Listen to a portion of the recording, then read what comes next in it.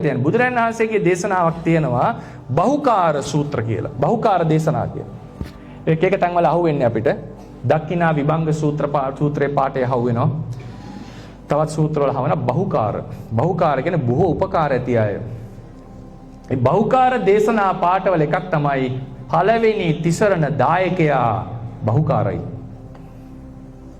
අපිට මුලින්ම තිසරණේ දීපු කෙනා බහුකාරයි. මතක තියාගන්න. අපේ නිවෙස්වල අපිට මුලින්ම අපිව තිසරණේ සමාදන් කෙරෙව්වේ ඒක ඥාන සංප්‍රයුක්තද විප්‍රයුක්තද අදාළ නැහැ.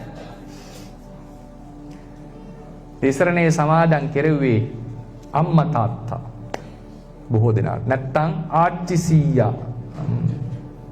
ගුරු ඒක තමයි කියන්නේ සම්මා දිට්ඨික පෞලක ඉපදීමේ තියෙන වාසනාව. සම්මා දෘෂ්ටිකයන් මැදෙහි ඉපදීමේ තියෙන වාසනාව. ඒ වරම අපි හැමෝටම ලැබුණා. මොකද හිතන්නේ වෙන ආගමක් අදහන පිරිසක් අතර ඉපදිලා මේ ඉන්න බහුතරයක් දෙනාට පුළුවන් වෙයිද ඒ නිර්මාණවාදයට විරුද්ධව හිතලා ධර්මය ඔහෙලා මේ ආර්ය අෂ්ටාංගික මාර්ගයේ තේරුම් අරගෙන චතුරාර්ය සත්‍ය තේරුම් අරගෙන ඒ ආගම අතහැරලා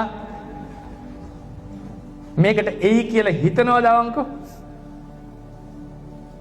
නිකන් හිතලා බලන්න උත්තර දෙන්න ඕනේ. හිතලා බලන්න. එහෙමයි ඉන්නවා. හරි කී දෙනාද කියන්නේ මට? ආගම් අතහැරලා බෞද්ධ වෙච්ච අය කී දෙනාද කියලා කියන්නේ? ඉන්නවා. මම ඒක මම නැහැ කියන්නේ නැහැ. එහේ මෙතනත් ඉන්න පුළුවන්. හරිනේ? ඒතෙන් හොඳට සසර තේරුම් අරගෙන කරුණු කාරණා තේරුම් අරගෙන කොහොමද නුවණ නිසා වැටහිලා යම් හේතු කාරණා නිසා පරිවර්තන. බුද්ධ කාලේ බහුතරයක් එහෙමයි. ඒක තමයි බුදුන්ගේ ශ්‍රේෂ්ඨත්වය. බුදුන් යනු බෞද්ධයන්ට බණ කියු පිරිසක් නෙවෙයිනේ. බුදුන් යනු අබෞද්ධයෝ බෞද්ධ කරව පිරිසක්. ඒක ලීසි නෑ. අපි අද මේ කරන්නේ බෞද්ධයන්ට බණ කියලානේ. බෞද්ධයෝ තව තවත් හොඳ මාර්ගය යොදවන එක. බුදුරජාණන් වහන්සේට එහෙම එකක් නෙවෙයි තිබුණේ. බුදුරජාණන් වහන්සේට ඔවුන් කෙරෙහි තමන් කෙරෙහි ඔවුන් තුළ තමන් කෙරෙහි ශ්‍රද්ධාව ඇති කරවලා මේ මාර්ගයට ගන්න. ඒක ලෙහෙසි දෙයක් නෙවෙයි. හිතන්නකෝ ස්වාමීන් වහන්සේ කෙනෙක් බුදුදහමක් විශ්වාස කරන්නේ නැති පිරිසකට බණක් කියලා ඒ පිරිස ධර්මයට ගත්තා කියලා පත්‍රේ පවයයි මේක. කොහොමද බුදුරජාණන් වහන්සේ සමහර අන්‍ය ආගමික පිරිසට බණ කියනවා නැගිටින්නේ මාර්ගඵල ලැබිලා. ඒ නිසා ඒ දේ ලේසි නෑ මතක තියාගන්න. ඒ නිසා අපි වාසනාවන්ත මතක තියාගන්න. සම්මා දෘෂ්ටිකයන් ඇතුලේ උපත්. ඒ නිසා තමයි ඔය පින් දෙනකොට අපේ නාවිනි ලොකු ස්වාමීන් වහන්සේගේ හුරුවත් මමත් ඒක කරන බණට. සසර වසනාතුරු දිව්‍ය මනුස්ස සම්පත් කෙලවර සුගති සම්පද ප්‍රතිරූප දේශ වාසය ත්‍රි හේතුක ප්‍රතිසන්දිය ජාති ස්මරණ ඥානීය සම්මා දිට්ඨිය ඇතු උපත ලබා. සම්මා දිට්ඨිය ඇතු උපත ලබනවා කියලා කියන්නේ මහා බෝධිසත්වවරුන්ට නම් විවරණ ලැබූ මහා බෝධිසත්වවරුන්ට නම් මොන පිරිස මැදෙහි ඉපදුනත් උපතින්ම සම්මා දිට්ඨියක් පැමිණෙනවා. ආගම ශ්‍රද්ධාවක් තියෙනවා. ඒක වෙනම එකක්. ඒ උන්වහන්සේලාගේ භාවිත බහුලීකృత භාවය මතක තියාගන්න. අනිත් සත්‍යයන්ට ඒක ගැරන්ටීඩ් නෑ. ඒක ඇෂුවර්ඩ් නෑ මේ කතාව. අනිත් අයට සම්මා දිට්ඨිය ලැබෙනවා කියන එකේ තේරුම මම දන්න ධර්මයේ හැටියට නම් සම්මා දිට්ඨික වීමේ තියෙන ඇෂුවරන්ස් එක රැකවරණය තමයි සම්මා දිට්ඨික පෞලක ඉපදීම පින්වතුනි. සම්මා දිට්ඨික පෞලක ඉපදුනාම මුල ආරක්ෂිතයි. ඊට පස්සේ මිත්‍යා දෘෂ්ටි ඒක කරන්න දෙයක් නෑ. ඒක යාගේ මේක. සම්මා දිට්ඨික පෞලක ඉපදෙනවා කියන එක විශේෂ දෙයක්. ඒ නිසා මතක තියාගන්න දෙමව්පියන්ට ගරු කරනකොට හදා වඩා ගත්තා මාව බිහි කරා පෝෂණය කරා ඒක තමයි දෙමව්පියන්ගේ ගුණය. මහා පොළොව වගේ සලකන්න ඕනේ ගුණයක්. මහාන වුණත් අමතක කරන්න බෑ ගුණය. මතක තියාගන්න. භික්ෂුන් වහන්සේට පුළුවන් Tamanට ලැබෙන පෞද්ගලික පිරිකර ඕන දෙයක් අම්මා තාත්තට දෙන්න. වෙන කිසිදු ඥාතියට දෙන්න බෑ අපිට. දෙන්න පුළුවන් ඥාතීන්ට මාමට නැන්දට අයියට අක්කට බෙහෙත් දෙන්න පුළුවන්.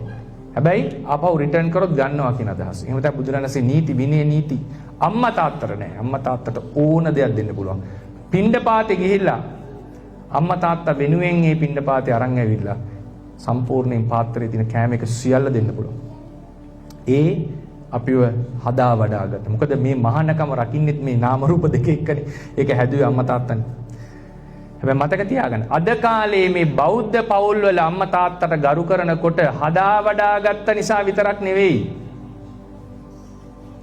අපිව තිසරණේ පිහිටෙව්වේ මේ අම්මා තාත්තා.